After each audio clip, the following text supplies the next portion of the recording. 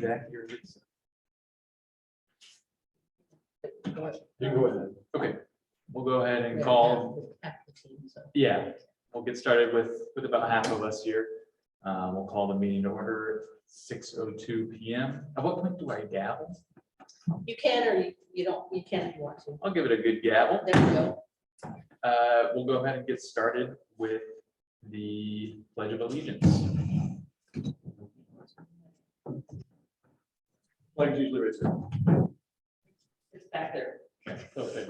I pledge allegiance to the flag of the United States of America And to the republic for which it stands, one nation under God, indivisible, with liberty and justice for all.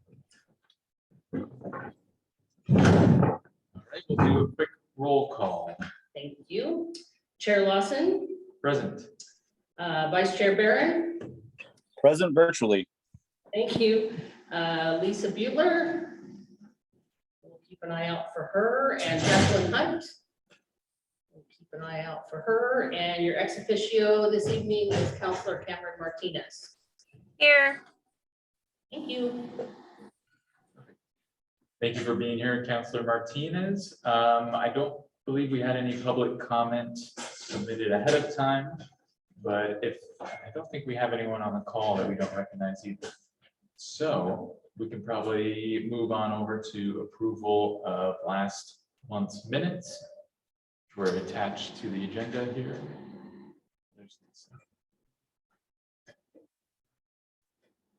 Did anyone have any specific questions or call outs from last month's minutes from April 6th?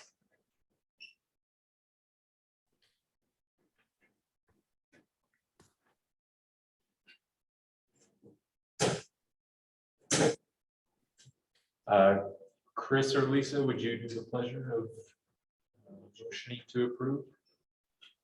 Yeah, no, I go ahead and make the motion to approve the minutes.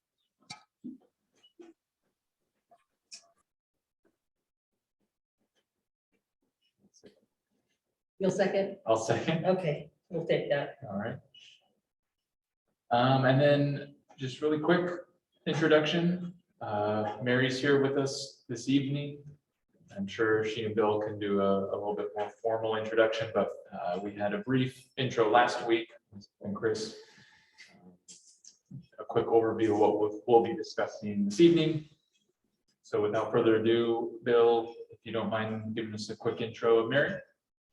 I'd be happy to. Okay, so for everyone's benefit, Mary came out last week and we had kind of a mini beginning of a discussion that is going to really take off this evening. Mary Bosch is with Marketech. She has spent a number of years being a real estate and downtown and community development economic expert for a number of communities and interests statewide and elsewhere. She is part of our downtown plan, our downtown improvement plan team that ODOT is that project that ODOT is managing and is on that consultant team. And so she is here tonight to discuss a couple of things in detail and work with you all. Number one, and I'll let her introduce it more, but she's going to talk to the EDC in downtown and then the EDC and other kind of roles with citywide economic development. And so without further ado, Mary, I will turn it over to you. All right. Thanks a lot, Bill. This is like a 2-act play tonight in an hour. And we are hoping, I'm going to go through a lot of material quickly, but you guys are quick studies and all of this will of course be available to you after this meeting. And we will come back together to, after you've digested this information, and try to put together kind of a boots on the ground next steps, particularly as it relates to doing business development in the downtown area. So I'm going to start with the high level context for economic development work in small communities, and probably spend about 15 minutes on this segment of the presentation. My whole career has been in economic development with that specialty in downtown development, downtown revitalization. So a lot of times the waters get muddy within small towns. Who's doing what is this? Not every town has an economic development committee, and certainly not an economic development staff member. And yet city governments and organizations in town get called on to serve businesses that are already there, and also to try to work with aspiring businesses who want to locate in your community. So here's sort of the universe of business development at the local level. And it's a lot of people coming together around the goal of enhancing revenue and jobs, of course, to the community, because to me, economic development is sort of the foundation of, in terms of this deriving revenue to provide city services, because it is all about, building quality of life, but you need resources to do that. And many times the business community is a significant source of taxes and just economic impact. So this is a fairly straightforward slide. ED, that's the abbreviation for economic development. Lots of players working together toward these common goals.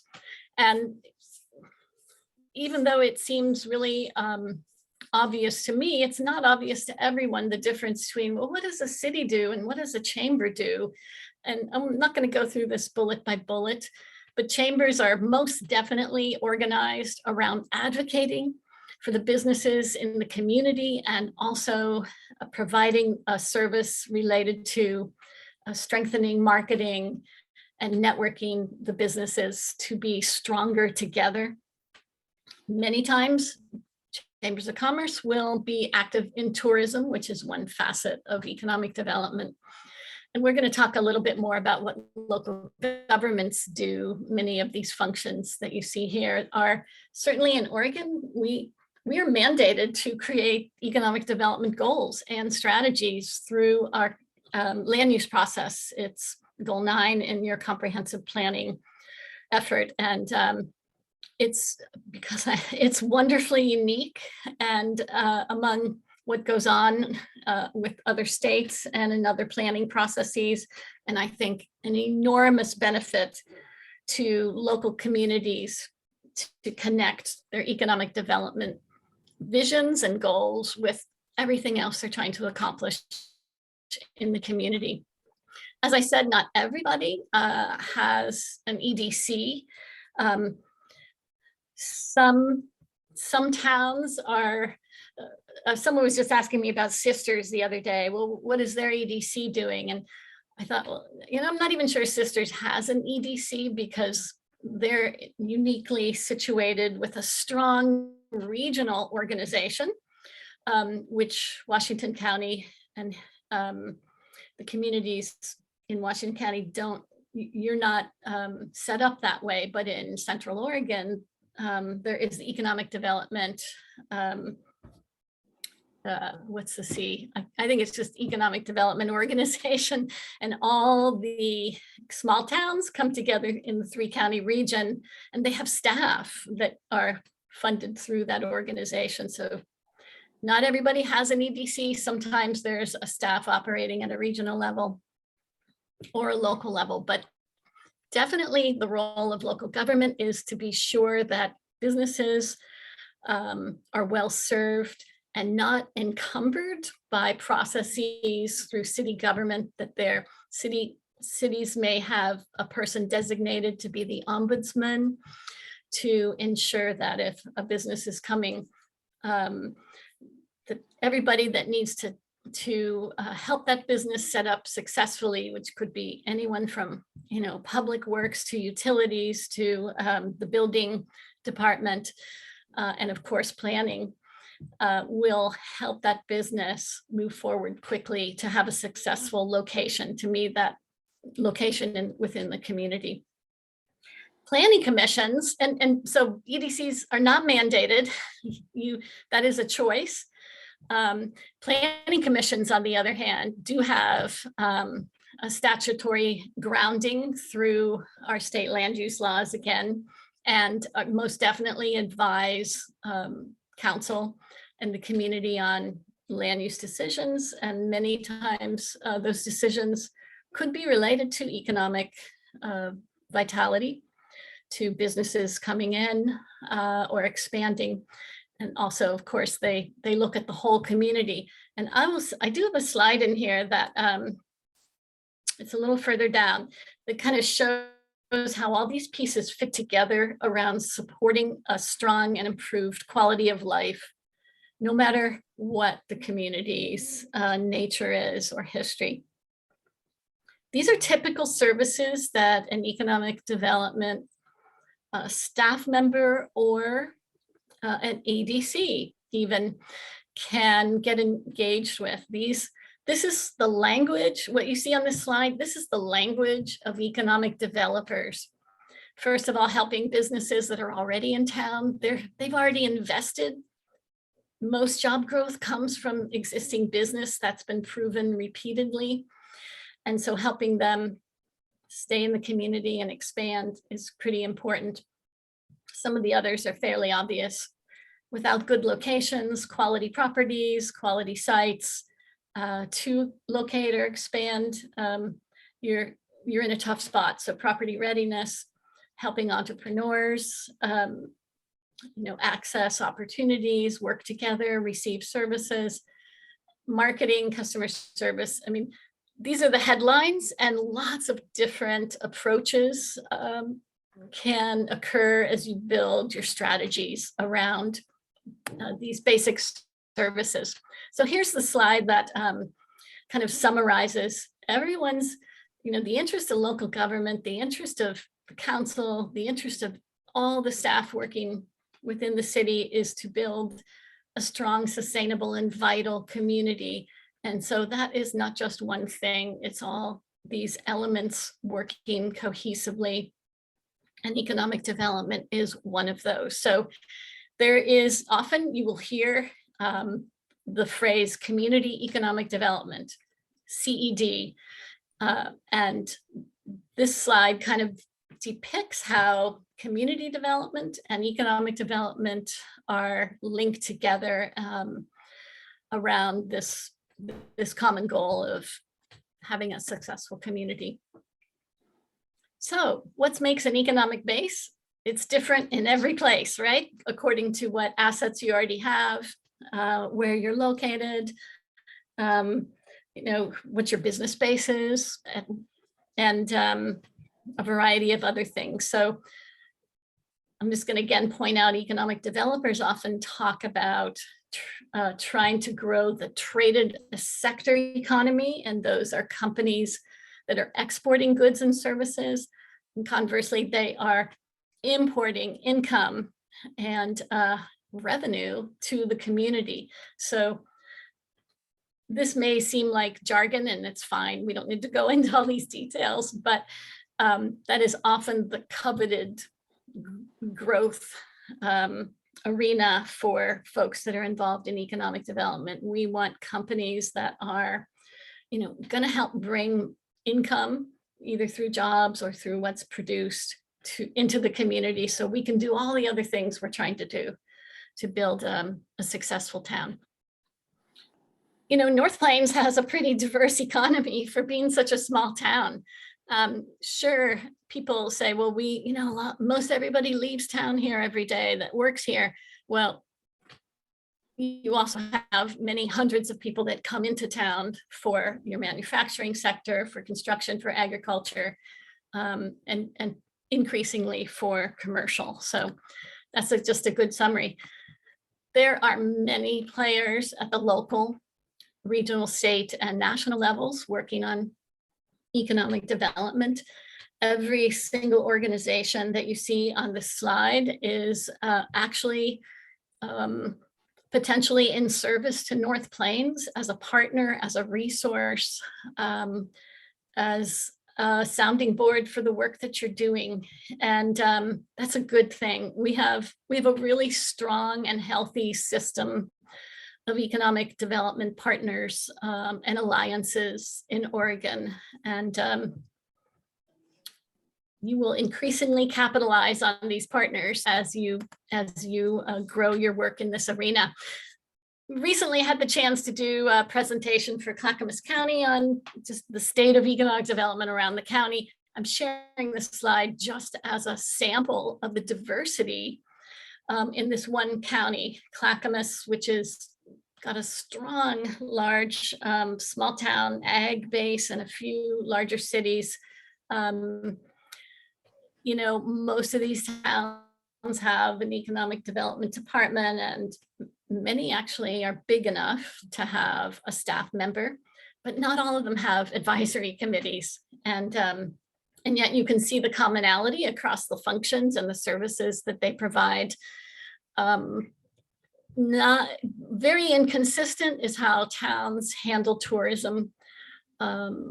Sometimes that's in the purview of local government, sometimes it isn't, particularly if there is a strong visitor marketing organization. There's not one way to do this work and one way to make it successful. I'm going to give you a couple quick examples of some of the smaller towns that I've worked with that came together around, boy, we know we need to do more to strengthen how we address growing our economy. Lapine, sort of a bedroom community to, well, it's pretty far from Bend, but they still call themselves a bedroom community because a lot of people commute to Bend, and then Sun River, of course. But they actually have an industrial park, and I believe EDCO and the county was responsible for helping them get an industrial park with infrastructure. And yet when they brought companies to the park to locate with all the services, the companies, one of their chief concerns was, I'm not sure I want to invest in this town because you doesn't look like you care about the appearance of your community and you know, the way you convey yourself. And Lapine took that to heart in their economic development work. And this was a process that engaged residents in the community. It also, of course, engaged the chamber, EDCO, and they had a very small but not particularly functioning economic development committee. And they focused on 3 key initiatives: small business development, marketing, PR, beautification. They created a very successful campaign, Put the Shine on Lapine, that is still going several years after this planning process. They created a new brand for the community and generated a lot of positive marketing and PR. And the small business development piece of this was a combination of a mentorship program, hands-on training, and working with entrepreneurs where they partnered directly with the Small Business Development Center. So they had some terrific success. And while they are not organized under kind of a roadmap process any longer, they continue to stay connected, keep all those pieces of the puzzle connected, and keep circling back. How are we doing? And listening to businesses, give feedback on what's going well, what can we do better. Warrenton is sometimes in the shadow of Astoria on the coast, on the North Coast. Again, just a tremendous manufacturing base, you know, wood products, fisheries, biodiverse things, an air base, and of course, a huge critical mass of retail to help attract all those people coming down from Washington to tax-free Oregon.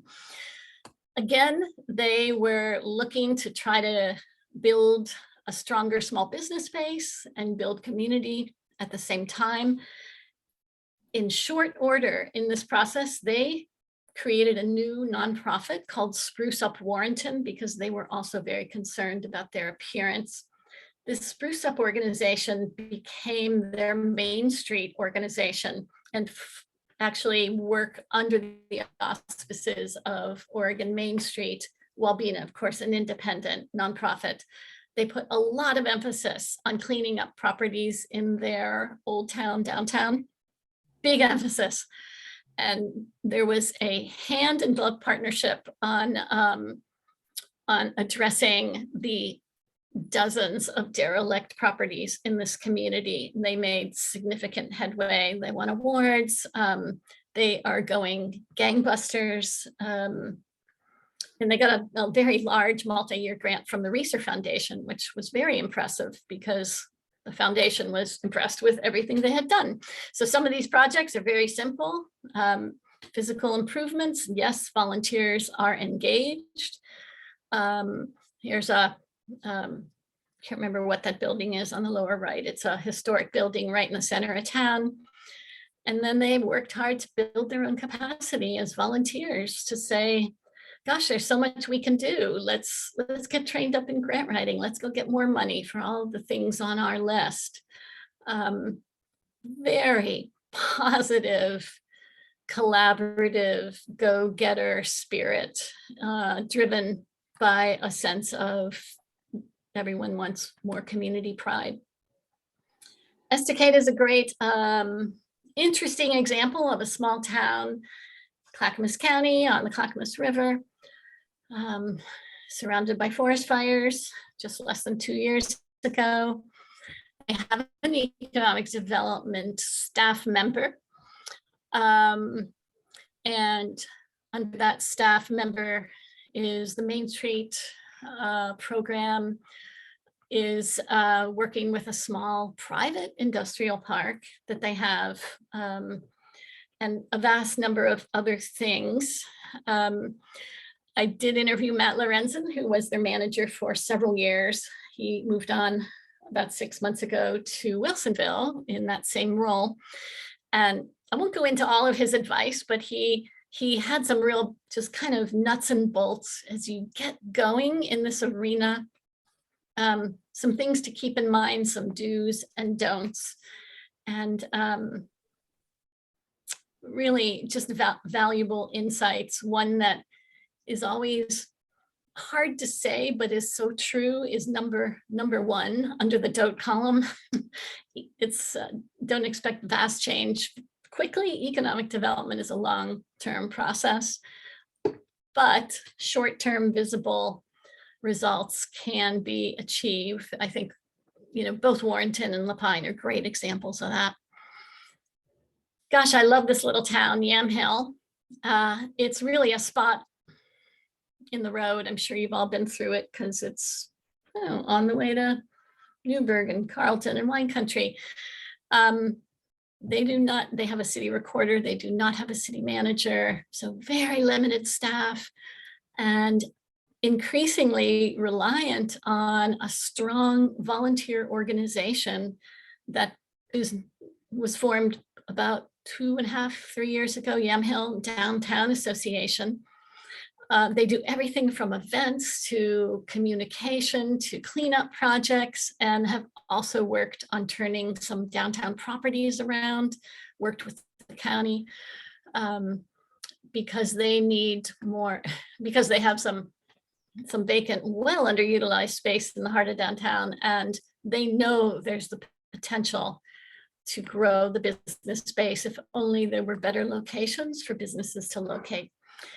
This is just some of the stuff I pulled off the website. I know every single one of these people on this page, and everyone has the same interest at heart. They want to see the community grow and improve and not lose its historic character, but also keep up with the times, and well-functioning volunteer team. And I think they've got some good advice for any town that is trying to bring stakeholders together. I will say one of the things they don't take credit for is they have very patient leadership. So while meetings may bring a diverse number of viewpoints, everyone gets heard, but there's also emphasis on moving together around things that people agree on. And a lot of times that's the simplest of things, Let's have a fun family event. Let's celebrate Beverly Cleary. After all, this was her hometown. Things like that, and great success. So I am, that was more than 20 minutes. I need to get to my act 2. I can answer a question or two before we move to the next PowerPoint. Yeah, I have a question about, actually several of these, but specifically the Lapine one, where they actually went and cleaned up some of the properties. How did they get buy-in or permission from the property owners to do that? They talked to them, and they had a vision in place, and also they had other business owners who were already bought into that vision, and that helped a lot. Just get the doors open and carry on the conversation. I've seen many towns work on private property improvements, and it just starts with the very simple building rapport and kind of getting the property owner not to feel judged or threatened, but rather like they're going to participate in the next wave of change in the community. I'm guessing, for example, the picture of the buildings that were transformed, that they already had some funding in place to be able to do, like there were new windows, for example, things like that.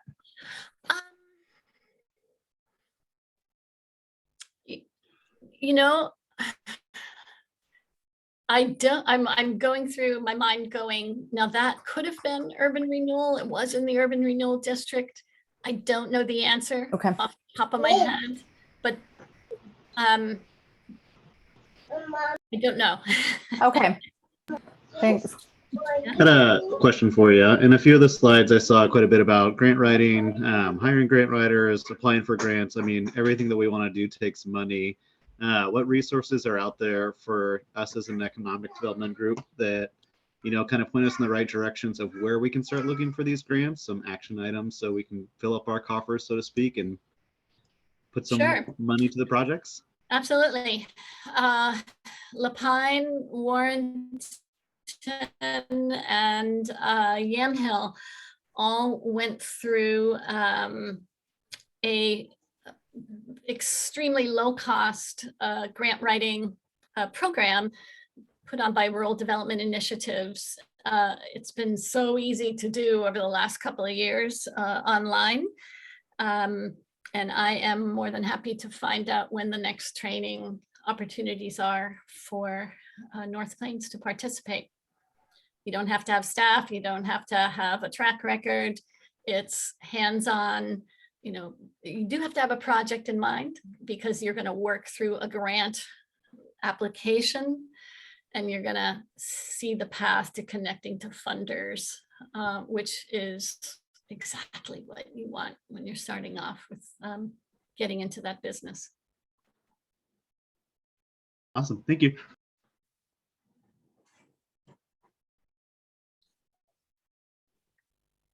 Can you see my screen right now, the next PowerPoint?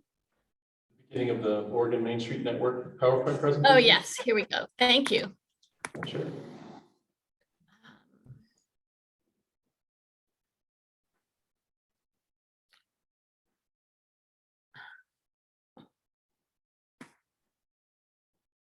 Here we go.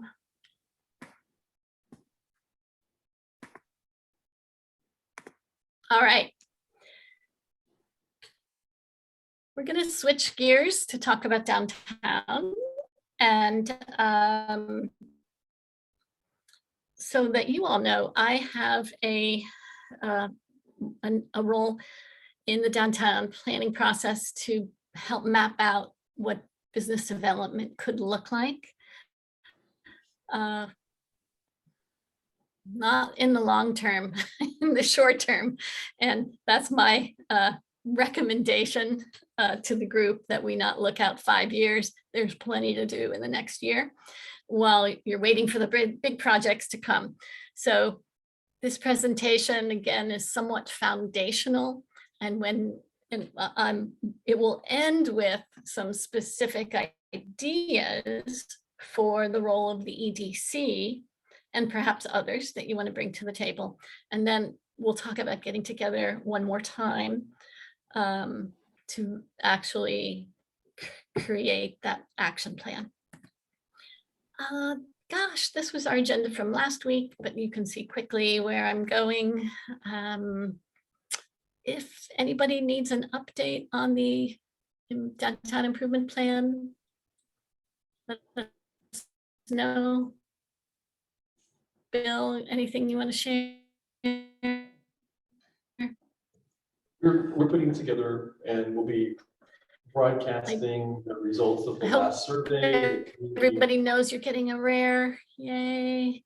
But we'll be getting some information out about the most recent survey and kind of discussion that came out of the workshop that you were at, Mary.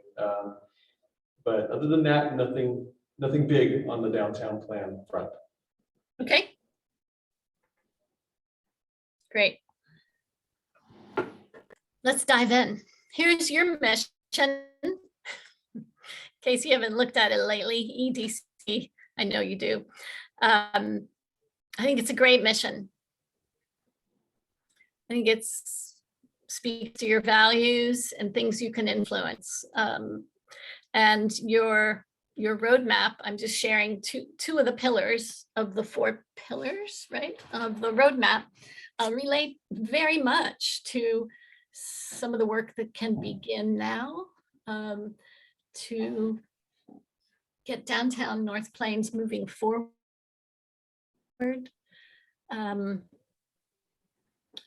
While you wait for big changes longer term. And so I'm really happy to leverage all the strategies that you have in that plan. And you are a new member of the North Plains, is a new member of the Oregon Mint. There's a new category, and you are kind of at the introductory level, which is great because it means you can participate, you can learn, you can hear what communities, there's over 87 Main Street communities around the state, and those with program managers come together every week, share challenges, opportunities, learning,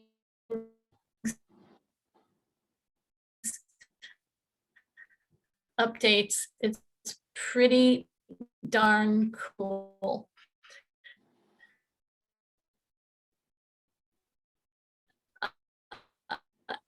I can, because I've worked,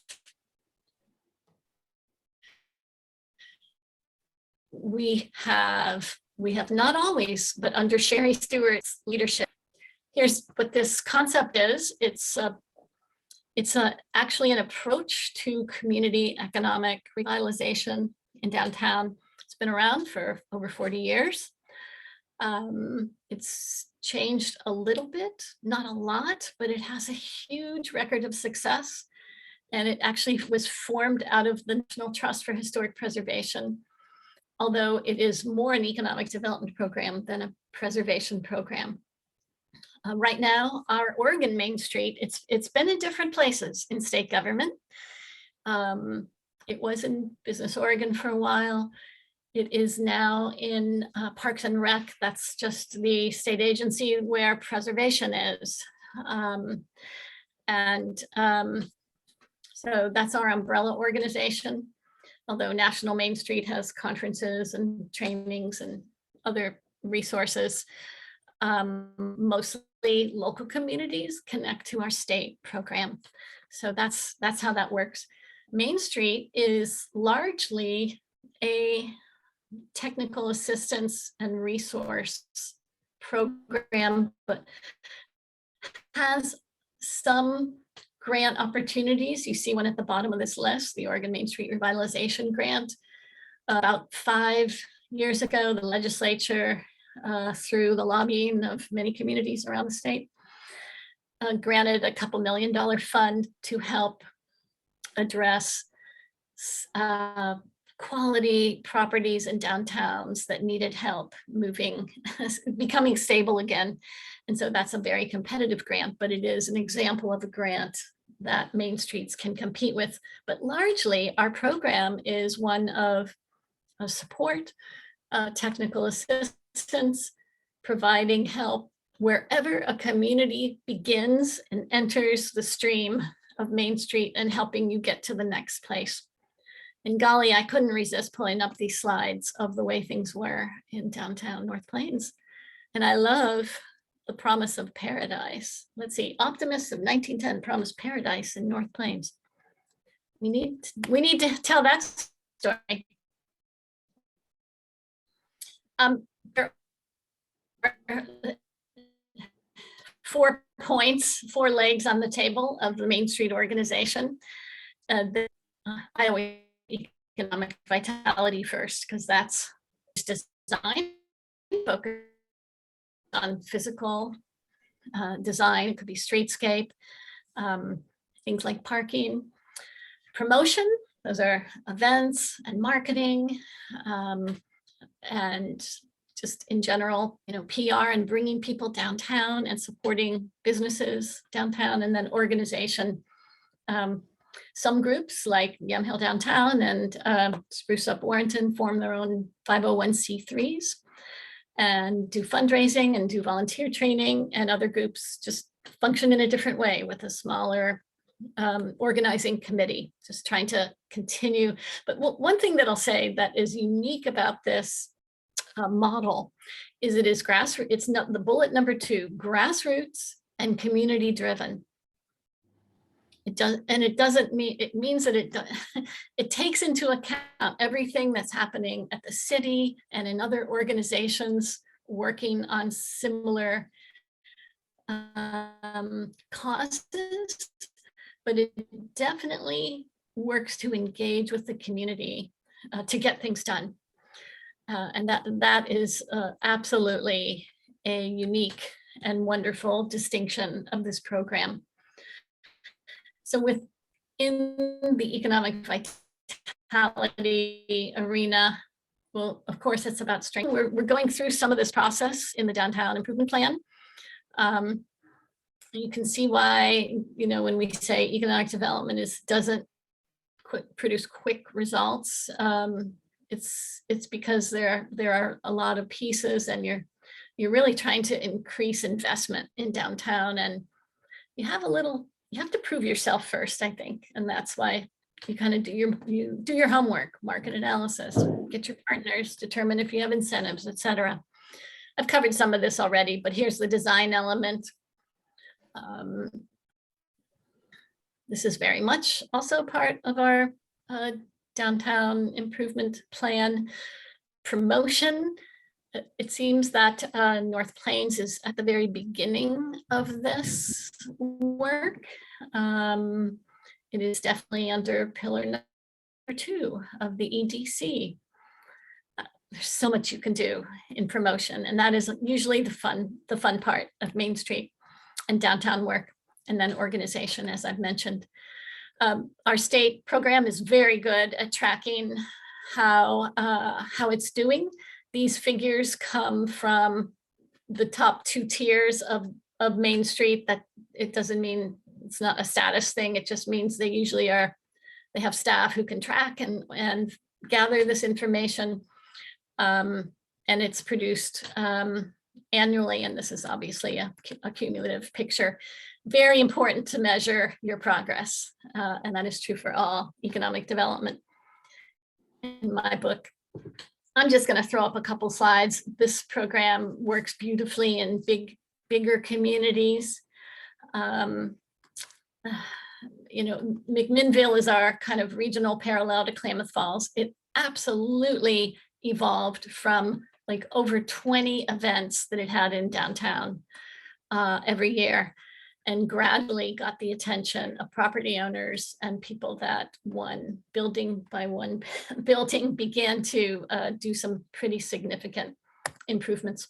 So just quickly, here's the here's the sum of the model again, these 4 points. And, these are sort of bullet points that you should all be fairly familiar with at this point if you've been kind of tracking the work of the downtown improvement plan. These are not main based. These are my touchstones, quite frankly. And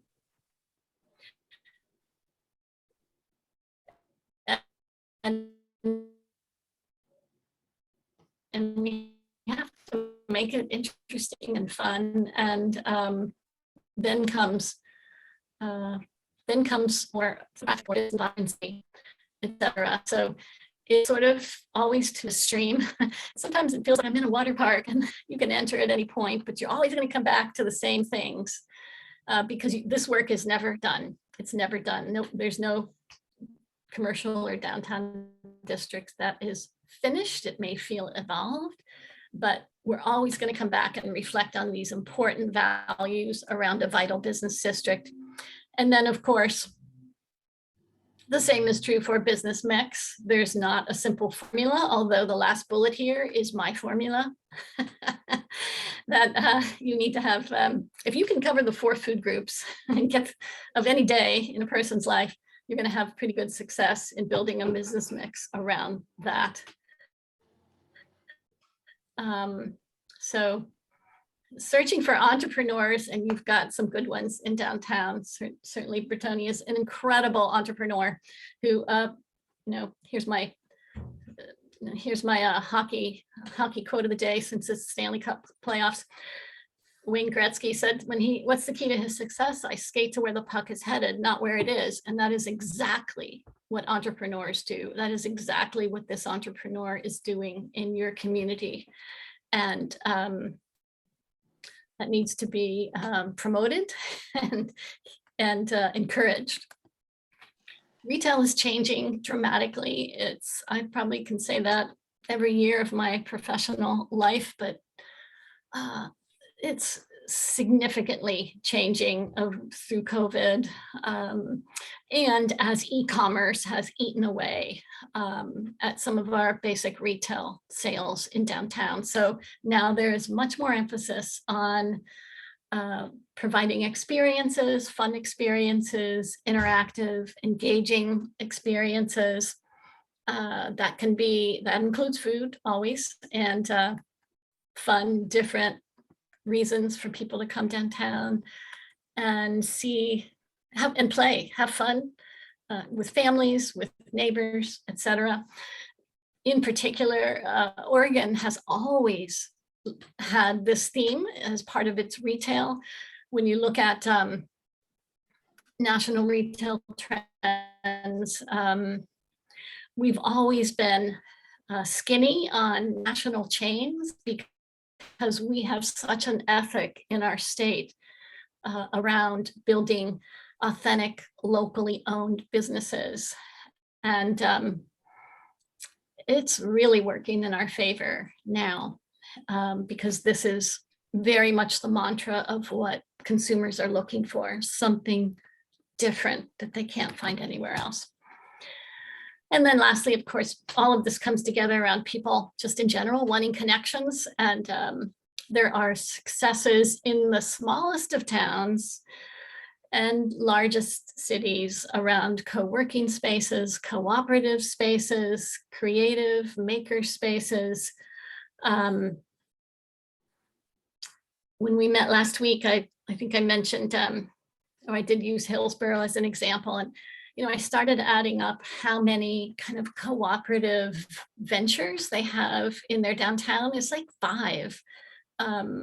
They have the arts cooperative. They have an urban farm market cooperative. They have another arts cooperative right on Main Street. They have an organization called Temporium.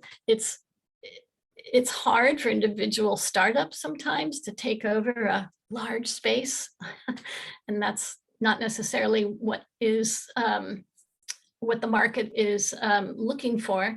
And so then those cooperatives come in to fill the void, and sometimes quite successfully. Property repurposing, can't say that, can't talk about retail without talking about the need to do this in almost every small town that we have. And there's white elephant buildings, like here's an old warehouse sitting in the middle of downtown Bandon, which has successfully transformed into a marketplace, and not just a Saturday marketplace. It is people year round and appealing to visitors and locals and events and food and et cetera, et cetera. Oh, here's a somewhat now famous urban Portland building, this Providore Fine Foods. And it's like on Travel Oregon's guidebooks, and it's a repurposed car dealership, very small. Again, food is the theme, 10 unique food vendors. I'm going to show you Alberta simply because it is our only urban main street in the state right now, the only urban neighborhood that actively participates and has a Main Street manager.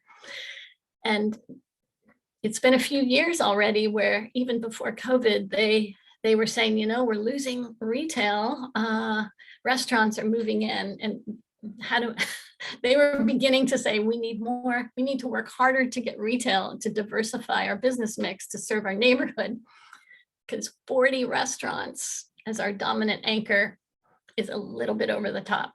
So that's an interesting problem to have. One other quick case study, Montevilla in neighborhood in inside 205 in Portland. I'm sharing this because it's, in some ways, it reminds me of North Plains. It's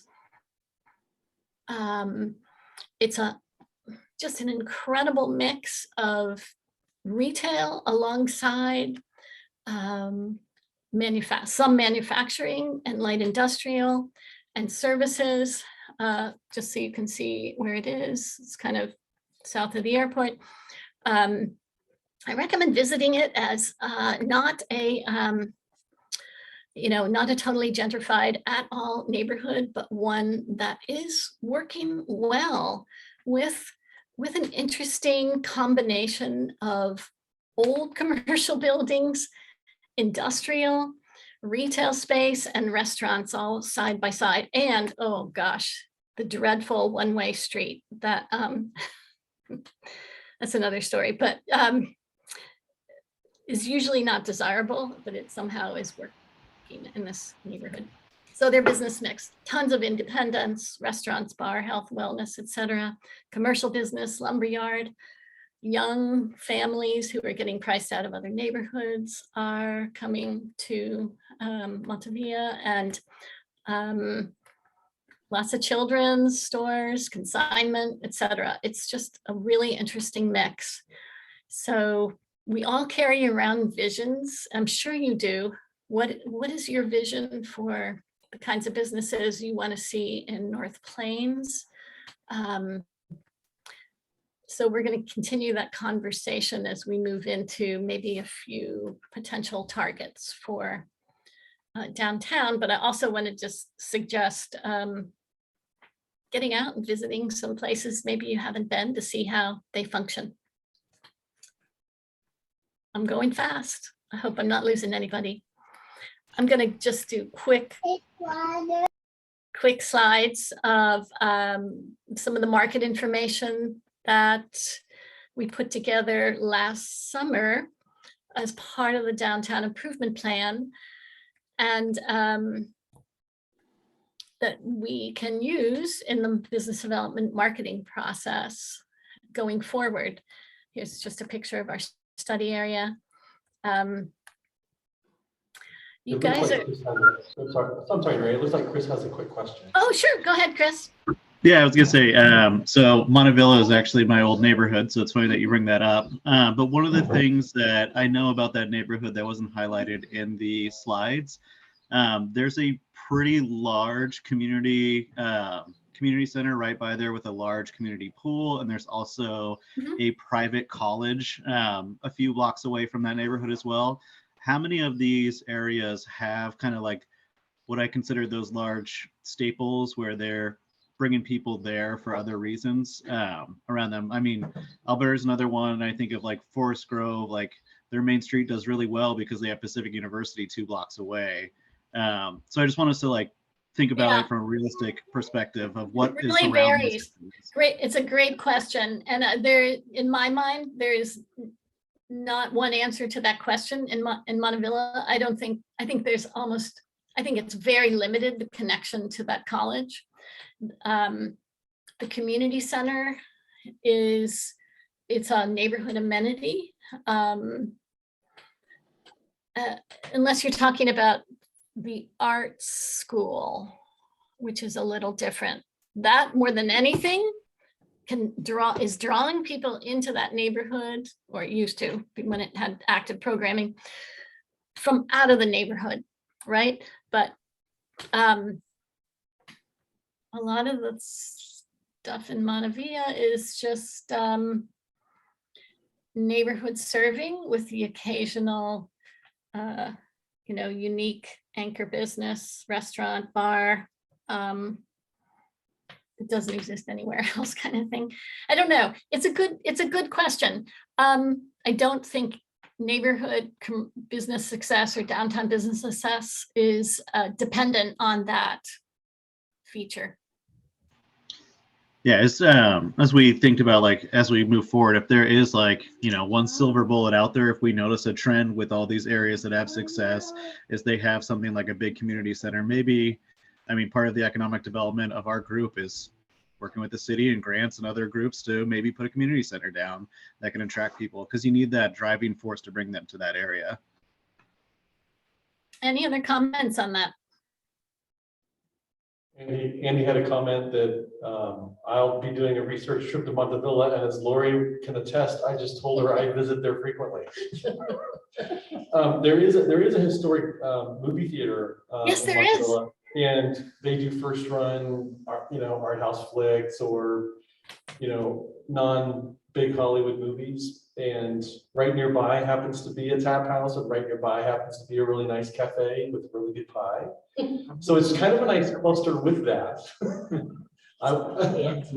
So, I'm already mapping it out. I'm almost showing you this because it's like, it can coexist with 82nd Avenue right there. If you know anything about Portland. That is such a good Yeah. point. It's As like, someone that grew up 5 blocks away from 82nd, like, I mean, it's that like, can and it has, coexist there. despite efforts, it hasn't changed that much, but it's like, that's its own island over there and everybody else is having fun on, Stark and whatever. It's just, it's a wonderful, to me, it's a wonderful, complex example of it's not one thing. And for another time, we can talk about silver bullets. Now, market story.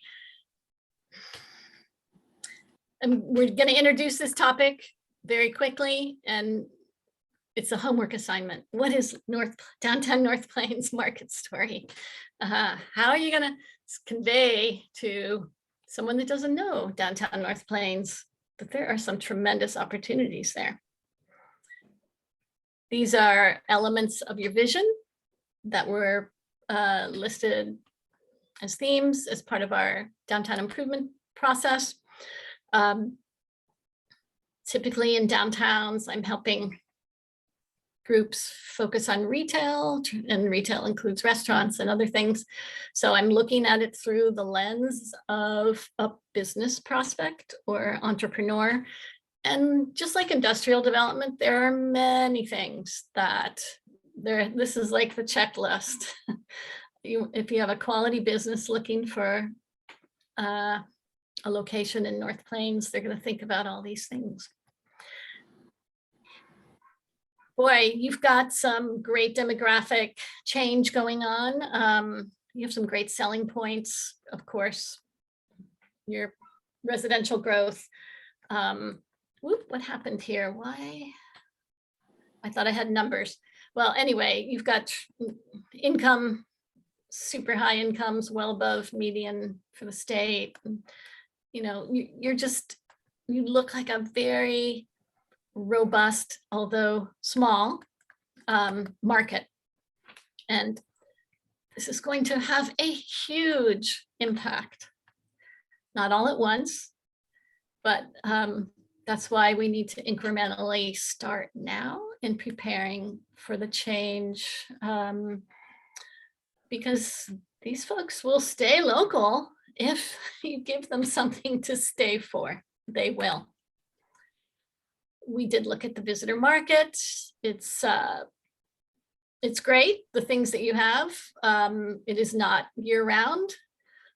We have very few places in Oregon with a year round strong visitor market, but it brings people to town from Pumpkin Ridge to the cyclists, to your events and wine and your employment base. That's day in and day out. That's bread and butter consumers. At least for food, we know we can get them eating downtown, eating and drinking more market assets. You know, these are the things that stand out to me and that you all shared as well. So the historic character, you know, some people look at your historic buildings and say, wow, gosh, these buildings have a story to tell. What was going on in this community? Let's bring them into the limelight. You know, challenges will continue to be around how much retail you can have. It's not unlimited. You're in a really nice hub within a larger urbanized area, Hillsborough, Washington County, Metro, et cetera. And, you know, we know whatever happens in downtown needs to coexist with your industrial base. That is not going away, and we don't want it to go away. But it does, you know, mean we have to be asking, how do we coexist healthily and, you know, get some more crossover there. The one that really stands out to me here is there aren't too many spaces, like one, to bring people, to bring businesses for location right now in downtown. So that's going to rise to the top of the list for work plan. I think we've touched on a lot of this. This is all stuff you know. It is so wonderful and great to have had that community meeting around this project at Be Free, to get inside, to get behind the murals where most have not been, to see what can be, right? I don't know if Bertoni's doing his block parties this year, but he had some happening things going on there around experiences and community building. I know that's still part of his mantra. So part of this market work last year was looking at how much potential is there for more retail. You just want to take these figures with a grain of salt, because this is very fluid. No town captures all the potential they have, because retail shoppers go to a lot of places. But I will say, I did work hard to pull out e-commerce sales. So these should be brick and mortar potential dollars, and also potential square feet. And this was just a point in time. Population 2021. This is going to grow and expand as your housing base expands. And a lot of retail coming in, going to absorb significant amount of that demand. We just have to be realistic and mindful about that as we go forward, looking at what can happen downtown, which is in our core area. This is, again, you're looking at land uses, blue, industrial, some of the big stuff. the orange residential and not a whole lot of retail yet.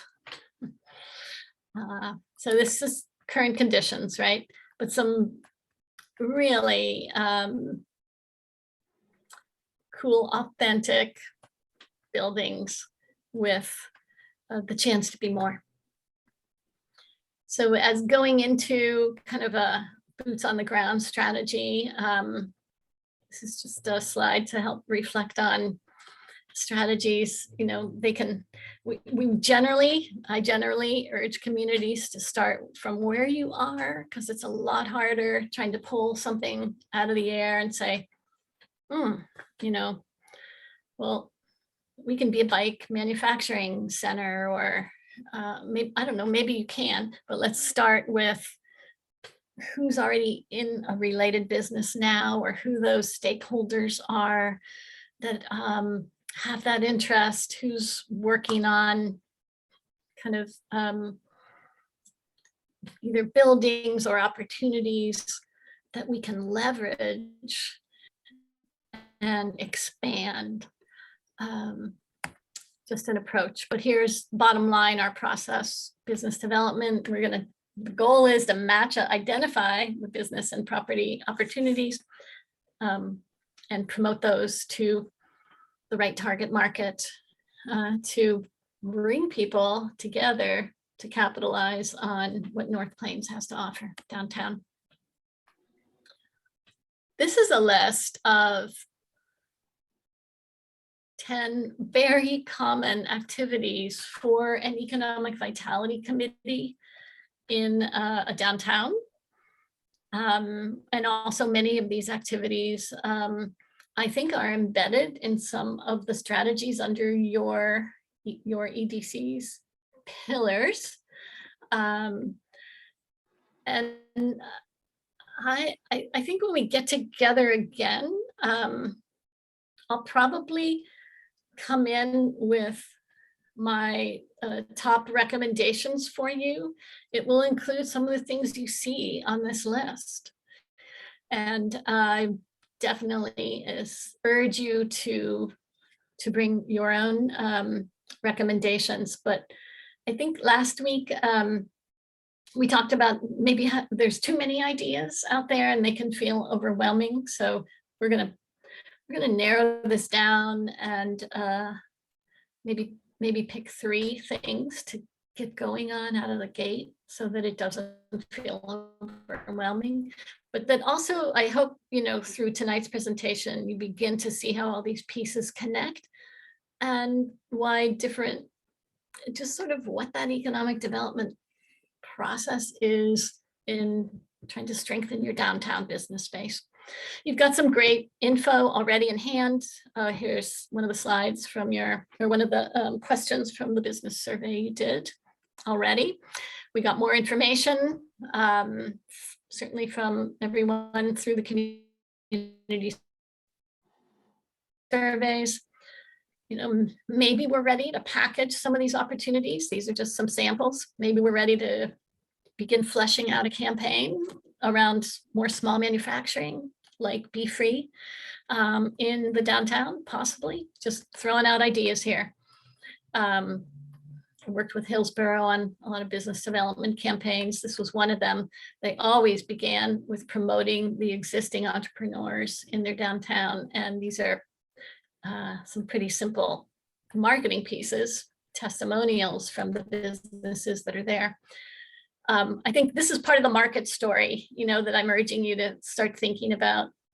Canby's just another, and any community can create their own list here, but what is unique to North Plains? What is unique to downtown North Plains?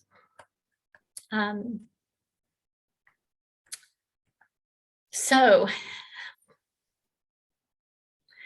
the theme of this presentation from my perspective is you can dive into this pool anywhere and get going on this process, but we have to acknowledge that having properties for businesses to locate in is key to business expansion or attraction. So that property development goes hand in glove with that business development process. And we need a few more properties downtown, and that might mean redeveloping a couple that are already there. Because we would like to market properties. We'd like to let businesses know that there are places for them to locate and that they are welcome. And those business locations are ready to be occupied. So getting inside this building is important to discovering if it's ready. Sample list of ways to activate those warehouse spaces, but this conversation doesn't start with this list. It starts with talking to the property owner. I think many of these ideas came out of the surveys and conversations through the downtown improvement plan. Here's the Temporium that Hillsborough did such a great job. They took a vacant downtown space pre-COVID and said, you know, the property owner's not ready to go after businesses right now, but we're gonna put in a holiday pop-up. They called it the Temporium. The downtown organization worked collaboratively in getting this up and running, took on the liability, recruited the entrepreneurs, et cetera. And it still exists in a cyclical way, a seasonal way. I believe they just shut down a version of the Temporium last month, maybe the month before, that was focused on local teen entrepreneurs, which I thought was interesting. So some ideas for places we can start. And when we get together again, which I hope might be in 2 weeks, we're going to start fleshing out the list.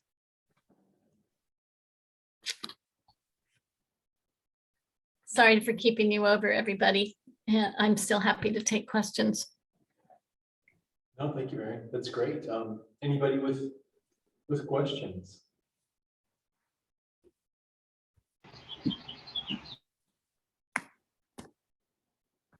I'm gonna ask you, Mary, kind of what you think, or maybe this is something to start off with at the next meeting, but if you go to any smaller rural town elsewhere in Oregon, and they're thinking or working on their downtown, if you ask them, they wish they had a really cool entrepreneur downtown doing great innovative business and events.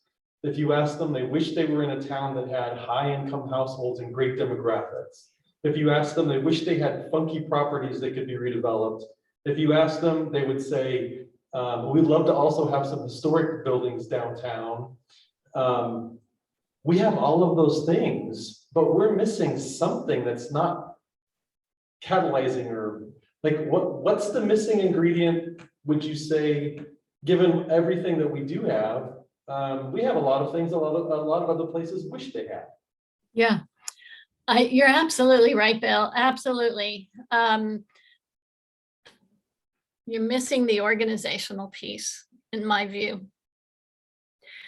And that is, as you were talking, I was thinking about little Port Orford, South Coast.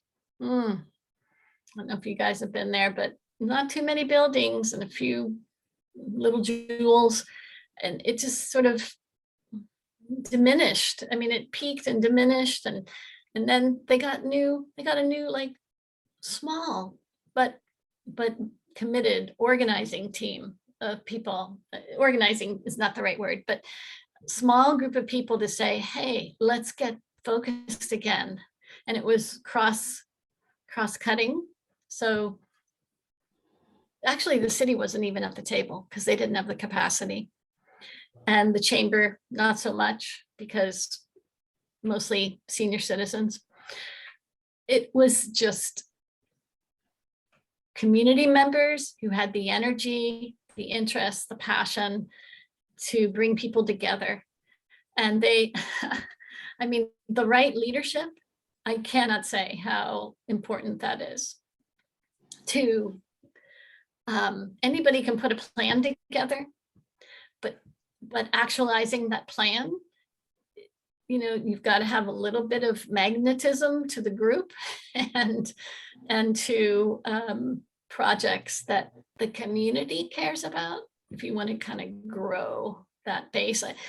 Now, you know, I can't say that doesn't exist in North Plains, but I haven't seen it in quite the same way. And that is what Main Street, if you work to actualize the Main Street program, that is what Main Street is about. So it's not just one slice of the stakeholder pie. It's not just businesses.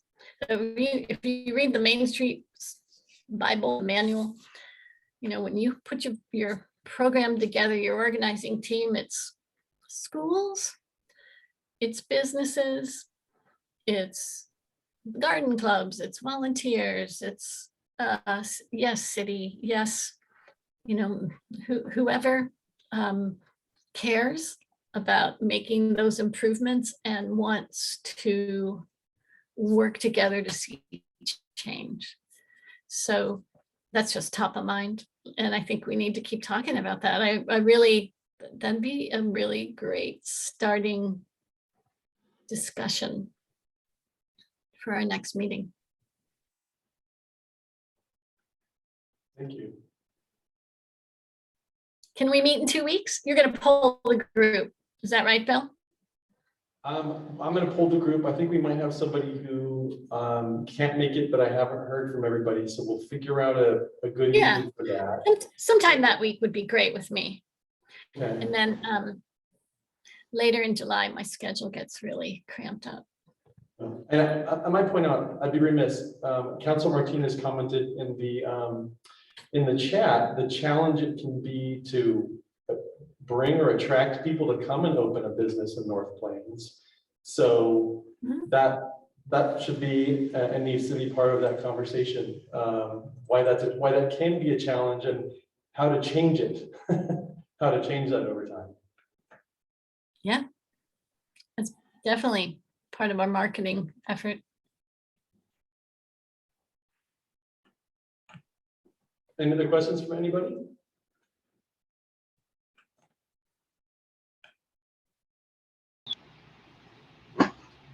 Well, I guess that's it for this evening. Eric, it's on you. All right. Thank you, Mary, so much for your time and walking through everything with us. We'll kind of get together offline in terms of what dates work best that we can get Excellent. together in 2 weeks. I think if there's no other questions, we can go ahead and adjourn the meeting, 7:15. Thanks, everybody. Thank you, Mary. Everyone. Thanks.